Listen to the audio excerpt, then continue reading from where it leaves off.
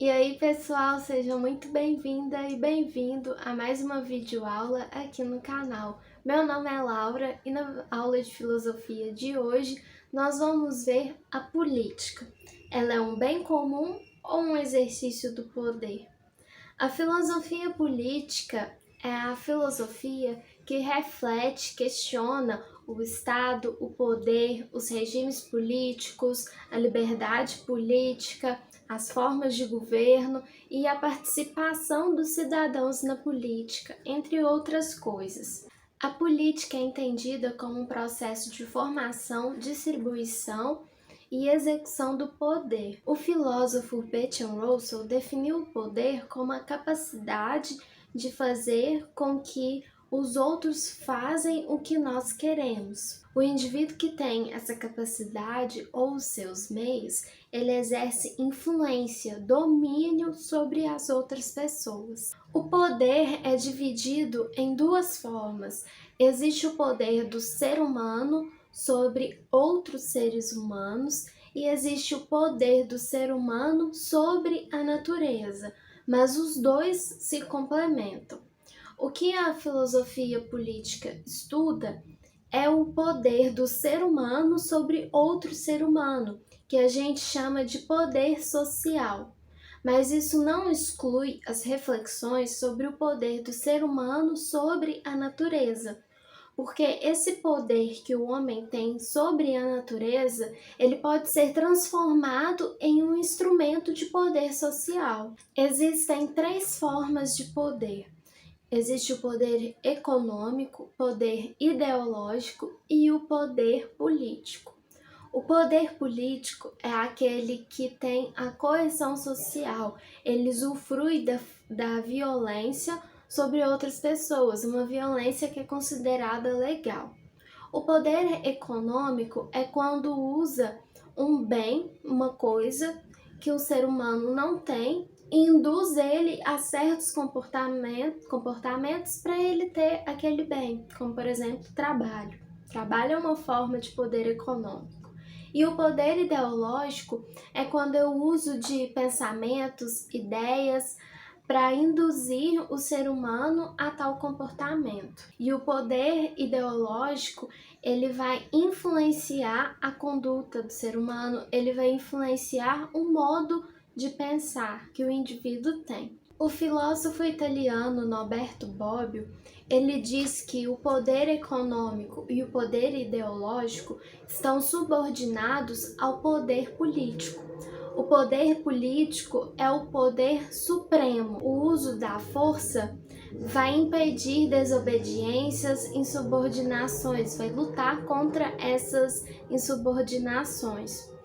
O uso do poder político é decisivo para a imposição da vontade, onde a gente considera que existe basicamente dois tipos de regime político, a ditadura e a democracia.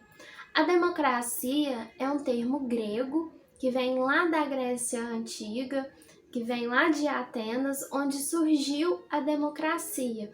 Democracia significa poder do povo. Em Atenas era feita uma democracia direta. Era uma sociedade pequena, era uma cidade-estado muito pequena. E todos os cidadãos podiam agir, participar diretamente das políticas, das ações para a cidade-estado. Mas por que isso funcionava? Porque era uma cidade-estado pequena e não era todo mundo que era considerado cidadão.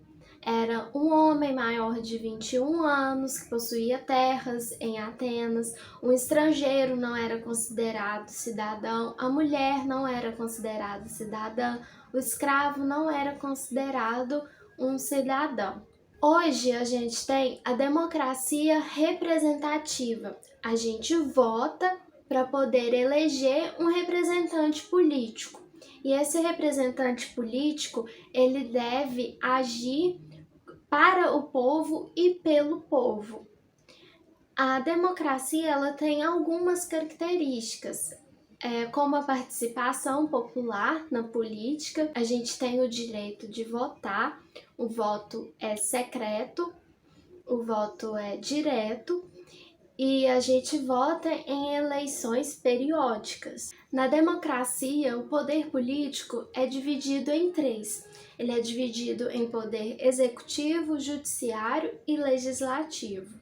E por fim, uma outra característica da democracia é que ela limita o poder político. Como que limita o poder político? Pela lei.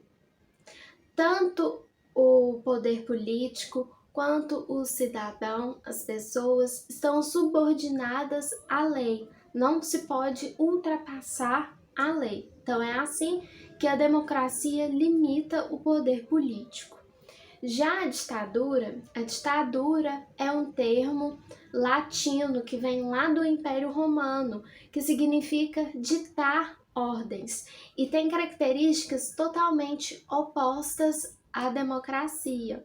Na ditadura, por exemplo, as pessoas não participam das decisões políticas, elas não podem votar em uma ditadura, não se tem o Estado de Direito, ou seja, não se tem as leis. O poder político, ele não tem um limite e ele ainda é concentrado na figura do governante. Na ditadura, há o fortalecimento dos órgãos de repressão e também há o controle dos meios de comunicação, da imprensa.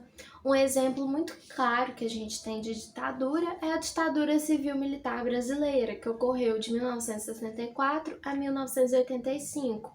Na ditadura, não usava-se a Constituição, usava-se os atos institucionais, como o AI-5, que é o mais famoso. Tinha censura de imprensa, de músicas, muitas músicas foram censuradas no período da ditadura, houve tortura e todo o poder político era concentrado nas mãos dos militares. Por 21 anos o poder estava todo concentrado nas mãos dos militares. Pensar o conceito de democracia e ditadura não é tão simples assim.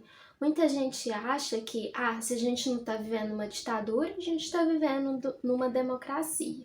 Mas não é tão simples assim. O que é uma democracia? É um poder do povo, para o povo, pelo povo. Então, é um regime político que visa o bem do povo, certo? O bem comum do povo. E a gente fica se questionando, pensando algumas coisas, que a gente chega à conclusão de que será que realmente a gente está vivendo numa democracia ou numa democracia plena? Pelo simples fato da gente não estar vivendo numa ditadura, como aconteceu de 64 a 85, não significa que a gente está vivendo numa democracia plena. Por exemplo, o caso dos indígenas agora, que eles estão lutando contra o marco temporal, lutando contra uma lei que diz que só vai demarcar as terras deles, aquelas que eles estivessem lá, até 1988. A gente pode também pensar no caso dos povos negros, o racismo que se vivencia todos os dias. Tem também o caso das mulheres. A gente vive numa estrutura patriarcal, machista, misógina. Tudo isso faz a gente se questionar: será que a gente realmente está vivendo uma democracia? Será que se numa democracia os indígenas, a sociedade indígena, não ia ser respeitada, ter seus direitos garantidos, suas terras demarcadas? Numa democracia, será que as mulheres realmente iriam viver numa estrutura patriarcal?